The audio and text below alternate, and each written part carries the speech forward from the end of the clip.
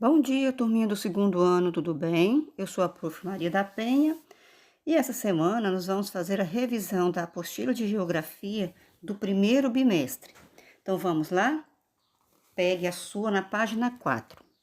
Vamos falar sobre a localização na sala de aula e neste capítulo você vai conhecer melhor a sala de aula onde estuda e também aprender a localizar-se e a localizar os objetos e pessoas nesse lugar de vivência.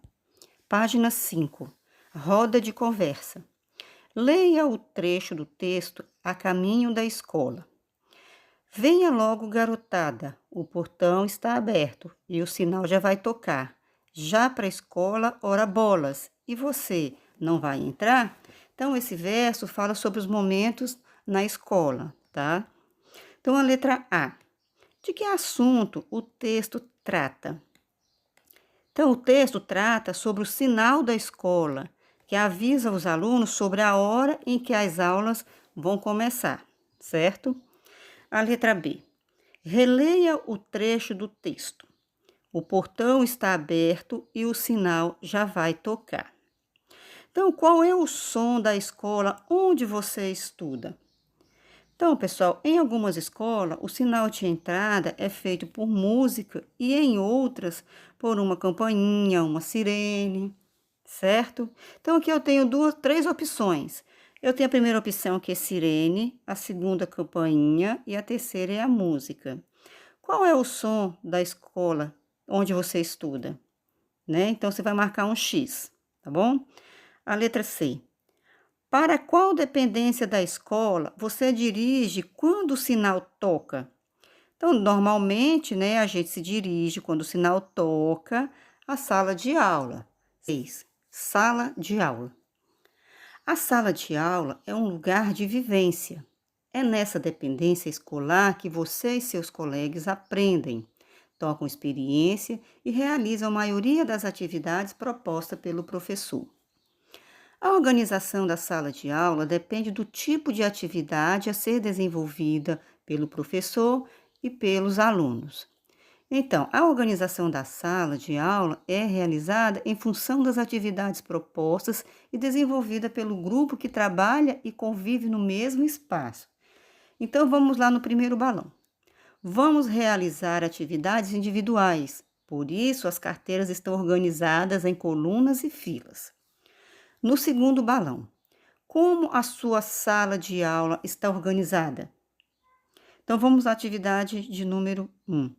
Relacione as atividades ao modo como a sala de aula pode ser organizada.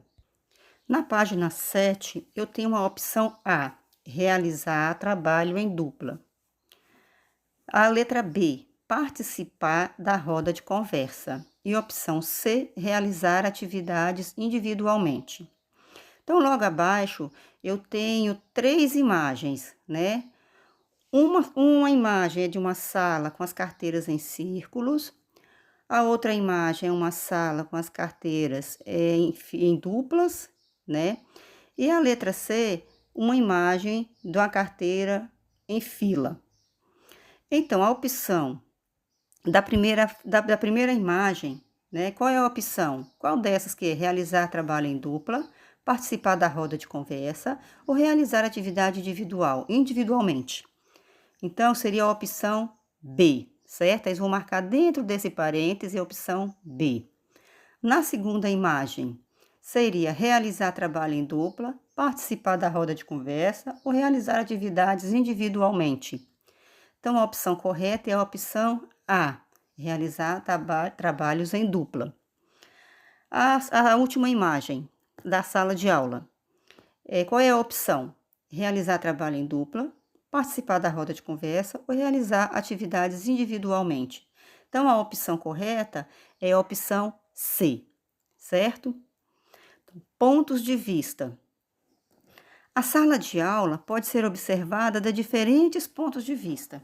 Então, eu tenho aí a primeira imagem, que é uma sala de aula vista de frente e na visão frontal.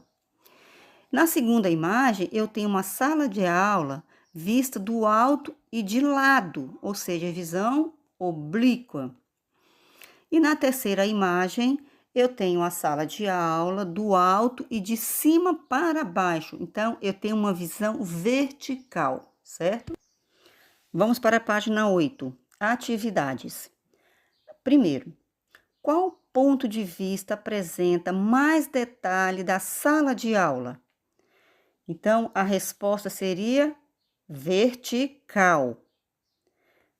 Opção 2. Qual ponto de vista apresenta menos detalhe?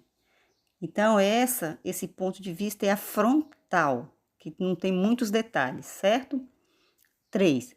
Observe a sala de aula, em seguida, pinte a visão em que ela foi ilustrada.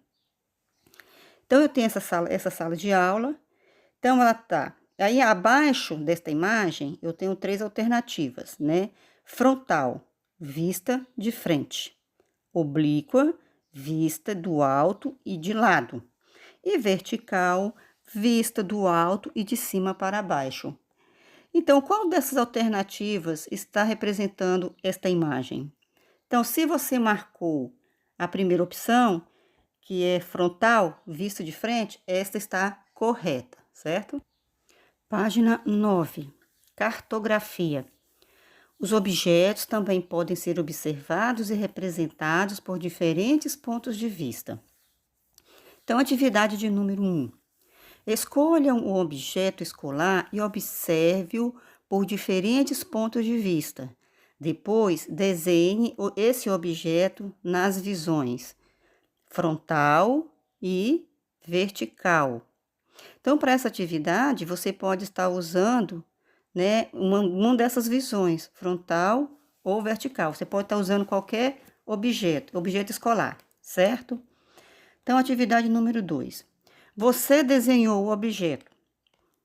Então, eu tenho em tamanho real, o objeto em tamanho menor que o tamanho real, ou em tamanho maior que o tamanho real.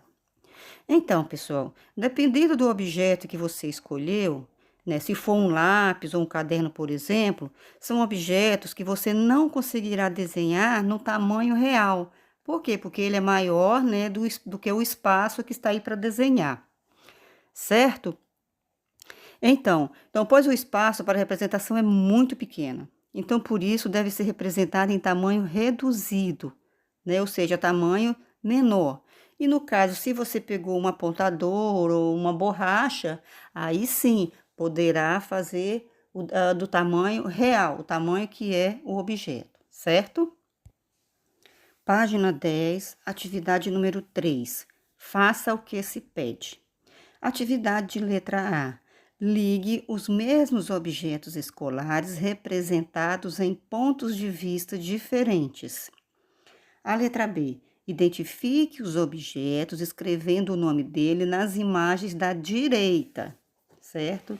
Então, eu tenho os objetos na frontal, que seriam a cola, um estojo, um penal, um apontador e uma mochila. Isso na frontal. Na vertical, que é do lado direito, eu tenho o estojo, um apontador, a mochila, quer dizer, uma mala, e uma cola. Então, vocês vão ligar os mesmos objetos escolares representados em pontos de vista diferentes, tá? Vocês vão ligar e escrever o nome dos objetos, certo? Então, por hoje é só. Faça as correções com muita atenção. Um forte abraço, a prof está com muita saudade e até a próxima aula, tá? Um beijo!